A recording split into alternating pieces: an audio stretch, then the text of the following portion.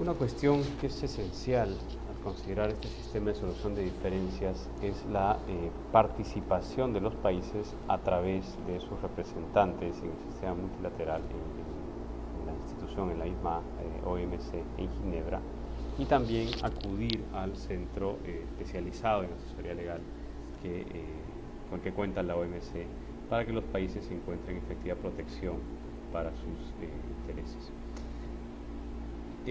Cuando se encuentran este tipo de diferencias, lo natural es que los países traten de sacarle el máximo provecho a la situación y traten de alcanzar también los mayores beneficios para su comercio. Recordemos que esto se deriva de actos llevados a cabo entre particulares que ven dificultades en el acceso a los mercados o que ven barreras de acceso a los mercados o aranceles muy elevados o algún mecanismo que dificulta el intercambio. De allí que los estados participen en este foro internacional en el que solamente los estados tienen voz y voto para la defensa de los intereses de sus particulares. Los particulares no participan en el sistema de solución de diferencias. Esta es una responsabilidad entera de los representantes estatales. ¿Por qué los particulares no participan? Pues porque la vocería del Estado en realidad recae en el mismo Estado. Por lo tanto, en función de la relevancia que puede tener una cuestión comercial, es que planteará la cuestión ante la OMC. Consideramos que cualquier mecanismo de solución de diferencias tiene como esencia un procedimiento. Ese procedimiento es un conjunto de reglas que garantizan que cada una de las partes va a tener los mismos derechos y las mismas oportunidades tanto para defenderse como para argumentar en un procedimiento. La OMC no puede ser la excepción. De hecho, dada la disparidad que existe en el tamaño y los volúmenes de las economías, es que se garantiza que éstas tengan también los mismos derechos. La OMC es un foro de países que tienen similares derechos, similar capacidad de voto, de ejercicio del derecho de voz, etc. Por lo tanto, al enfrentarse ante el sistema de solución de diferencias, deberían contar también con las mismas garantías.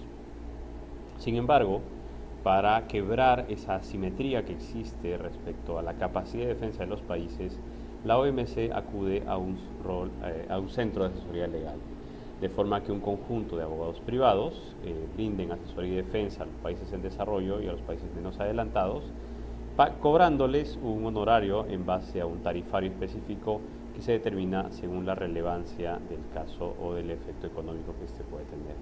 De tal forma que se garantice el real acceso al mecanismo de solución de diferencias de la OMC y tanto los particulares como el Estado ven satisfecho ese interés.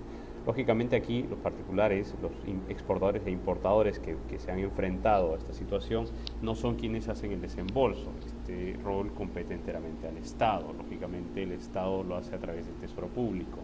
Pero los particulares coadyuvan de tal forma que le proveen no solamente de información, no solamente de herramientas, sino de aquellos elementos que son sustanciales para determinar la efectividad de los argumentos que se tienen que plantear ante el sistema de solución de diferencias. Casos peruanos ante la OMC, pues tenemos varios, dos con Chile, dos con la Unión Europea, uno con Argentina, otro con el Brasil, y recientemente uno también con Guatemala, que es el más reciente y que creo que es el que más efecto causó, por lo menos en lo que se refiere a la política del Estado para promover cierto mecanismo de control según una franja de precios. En fin, lo que vamos a analizar en esta clase básicamente son el relativo a la concha de abanico contra la Comunidad Económica Europea, el caso de los cigarrillos que determinó que Chile planteara una cuestión contra el Perú, el relativo a las hortalizas y frutas que también Chile plantea contra el Perú y el de los derechos antidumping contra Argentina, el de denominación de la sardina contra la Unión Europea y luego veremos muy rápidamente el caso de franja de precios contra Guatemala y eso a raíz de que van a tener que revisar a detalle esta cuestión para su evaluación final. ¿Qué pasó en el caso de las conchas de abanico contra la Comunidad Económica Europea? el demandado es la Comunidad Económica Europea, el demandante resulta ser Perú, y se adscribieron un grupo de terceros, Australia y Canadá, Islandia, Japón y los Estados Unidos. El Perú invocó el acuerdo GATT del año 94, los artículos 1 y 3 de este acuerdo, y los artículos 2, 2.1, 2.2 y 12 del acuerdo sobre obstáculos técnicos al comercio. Vemos aquí que la Comunidad Económica Europea había establecido el gobierno francés había determinado que el nombre oficial de un molusco que el Perú exportaba a la Unión Europea tenía que ser distinto al que había venido utilizando. Nosotros exportamos concha de abanico y la exportábamos bajo la denominación Coquille de Saint-Jacques. La orden del gobierno francés estableció un nombre oficial para este tipo de moluscos que corresponden al género Pectinidae y no nos permitieron seguir utilizando la denominación Coquille de Saint-Jacques. Por el contrario, se estableció que debíamos utilizar la denominación Petoncle, que es un producto de menor valor y que a ojos del consumidor no tiene la misma calidad que tenía el Coquille de Saint-Jacques.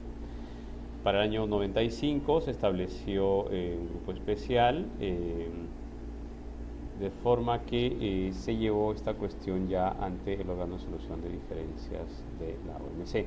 En julio del año 96, sin embargo, las partes notificaron una solución mutuamente convenida a raíz de un acuerdo que Perú alcanzó con el gobierno francés, de forma que pudiésemos exportar y nuestros productos pueden ingresar libres de este tipo de impedimentos al mercado francés. En el caso de los cigarrillos contra Chile, vemos también una demanda planteada por Chile contra Perú en función de la inaplicación o la falta cometida por Perú en lo que se refiere al cumplimiento de el artículo 3.2 del acuerdo GATT del año 94, que había ocurrido. El Perú le había establecido que se aplicaría una tasa de impuesto selectivo al consumo a los cigarrillos importados distinta a la que se aplicaba a los cigarrillos nacionales. En marzo del 2001, Chile solicitó unas consultas contra Perú a raíz de dicha norma,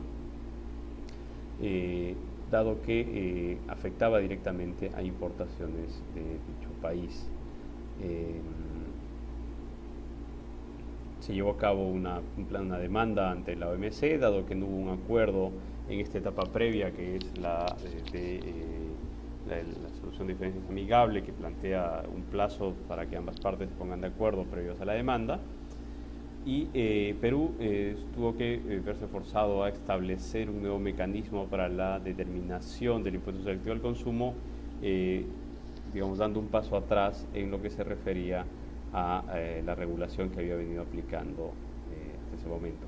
Lógicamente, después de esto, Chile solicitó al OECD, al órgano de solución de diferencias, dar por finalizada la reclamación. Unos años después, otra vez tenemos una diferencia con Chile a raíz de la aplicación de la ley 27614, que en el Perú exoneraba del IGB a frutas, hortalizas, pescado, leche, té y otros nacionales, pero no aplicaba esa exoneración a productos importados. Específicamente estamos hablando de algunas hortalizas y frutas que se importaban desde Chile. Chile, cuando plantea esta cuestión, lo hace afianzándose en el artículo 3 del Acuerdo GATT del año 94 por, como recordarán, el quebrantamiento de las normas sobre trato nacional. Chile solicita el establecimiento de un grupo especial y muy poco tiempo después el Congreso peruano deroga el artículo 2 de la ley 27614 y Chile da por finalizada la reclamación, dado que ya existía una solución a este tema.